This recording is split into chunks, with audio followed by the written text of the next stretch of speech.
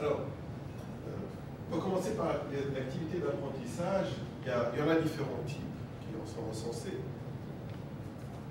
Alors, on a l'approche modélisation qui se prête, qu'on retrouve aux trois niveaux. Les niveaux, c'est, je veux dire, primaire, secondaire et supérieur, universitaire.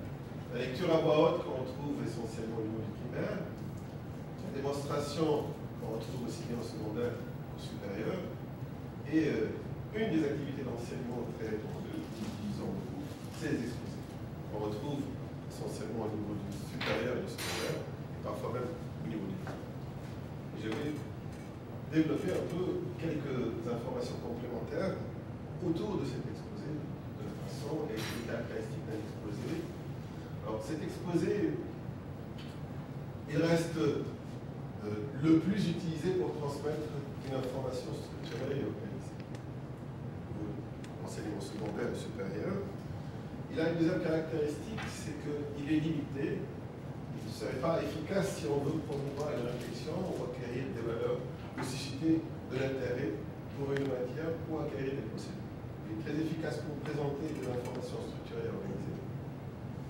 Il est efficace au niveau aussi de l'élève si la présentation est faite correctement. On peut le motiver, on peut le rendre actif là-dedans, mais il ne permet pas d'aller plus loin en termes d'acquérir des procédures ou de promouvoir une réflexion. Ce qui est important dans un exposé, c'est la personnalité du professeur qui peut rendre l'exposé motivant pour le suivant. Le professeur, c'est celui qui fait l'exposé. Pour réussir ces techniques que vous venez exposer, on a essayé de résumer ou de s'appuyer sur un certain nombre de techniques, entre guillemets, sur lesquelles je vais m'étaler un peu plus.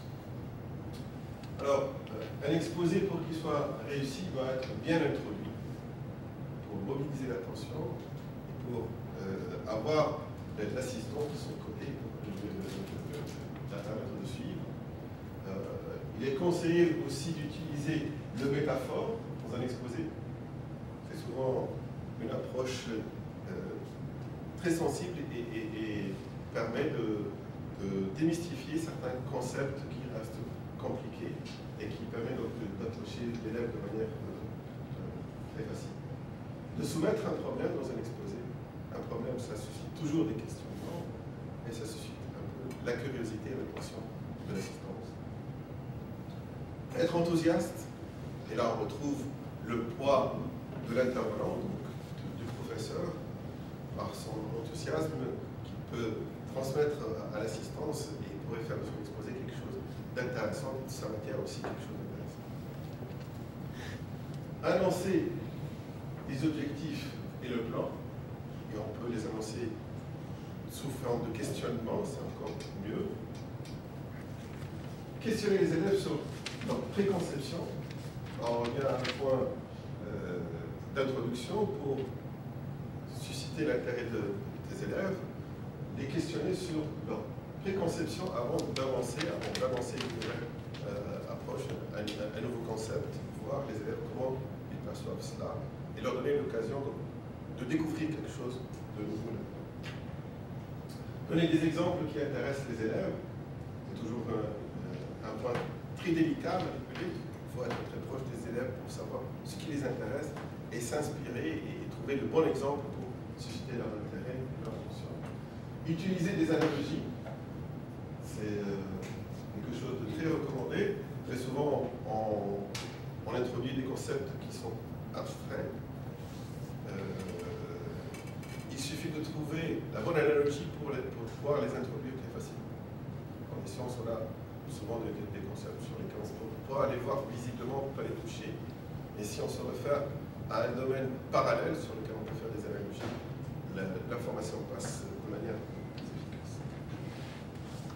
Utiliser des schémas conceptuels du tableau, c'est une façon de mémoriser et de synthétiser les connaissances. Et c'est des approches qui sont de plus en plus développées. On connaît actuellement que sur le plan pédagogique, l'école, l'enseignement d'allemand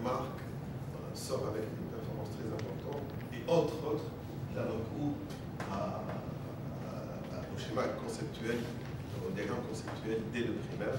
C'est quelque chose qu'on reconnaît à travers les résultats positifs.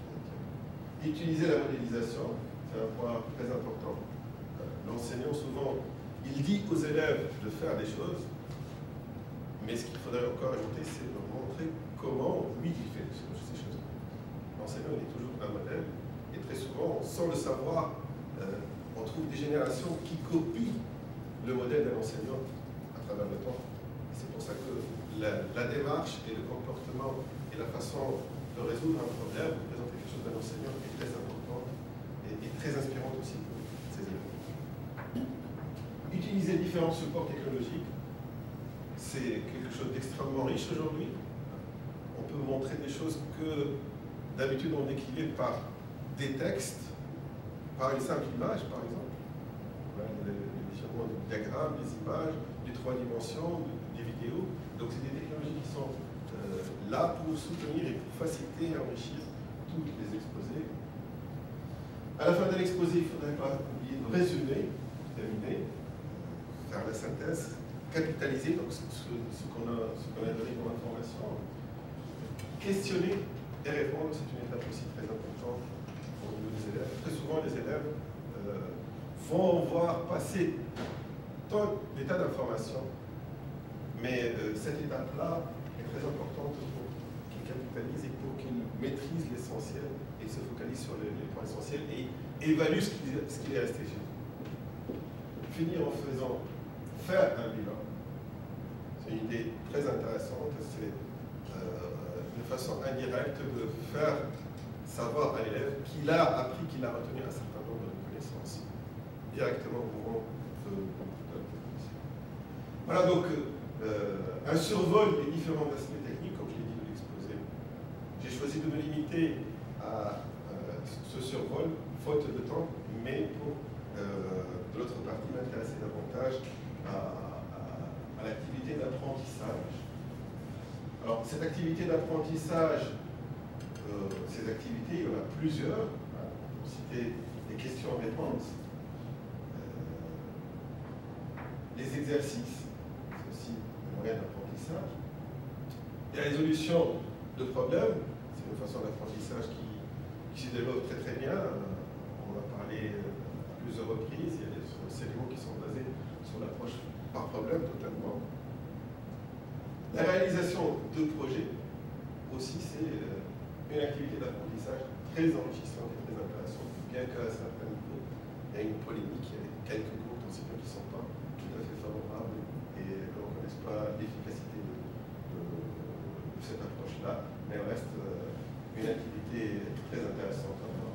L'expérimentation au laboratoire, elle est incontournable pour certaines matières, et il va à renforcer. Les jeux de rôle, les simulations, les études de cas, et j'en passe, il y en aura certainement avec le temps d'autres innovations, d'autres activités qui pourront être acquises.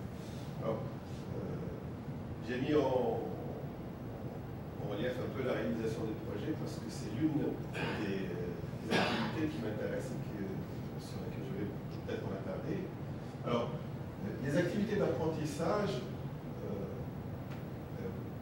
on a essayé de les identifier, de les évaluer, et on est ressorti que pour avoir une activité complète, qui répond un peu aux exigences de performance, elle doit, entre autres, comprendre ce cycle-là. Ces 4 étapes, une introduction, on va plus loin, plus de détails autour de cela, une introduction pour présenter l'activité, une explication détaillée de ce qui est demandé dans cette activité et du déroulement, puis un support et un encadrement, donc un soutien continu à l'élève pour réaliser cette activité, et puis, sans oublier à la fin, un retour sur l'activité pour voir ce qu'on a fait et ce qu'on a retenu de cette activité. Je vais m'inspirer un peu pour illustrer ces aspects-là d'un cours qui s'est développé au niveau de l'enseignement secondaire, le cours de sciences et technologies. C'est dans la réforme un cours qui a été repris avec les nouvelles approches et les nouvelles philosophies. Et comme son nom l'indique d'ailleurs, c'est sciences et technologies, ça déjà regroupe une interdisciplinarité. Ce cours-là, avant c'était un cours de physique tout seul, un cours de chimie, un cours de technologie. Et là, c'est une intégration de cet ensemble-là pour en faire un cours de sciences et technologie. Alors, le contenu de ce cours-là, au niveau de secondaire 4, il est divisé sur 4 volets. Un volet univers matériel, un volet terre et espace, un volet univers vivant et un volet univers technologique. C'est encore un rappel sur la pluridisciplinarité qu'il y a dans ce cours-là, et c'est une composante très importante pour les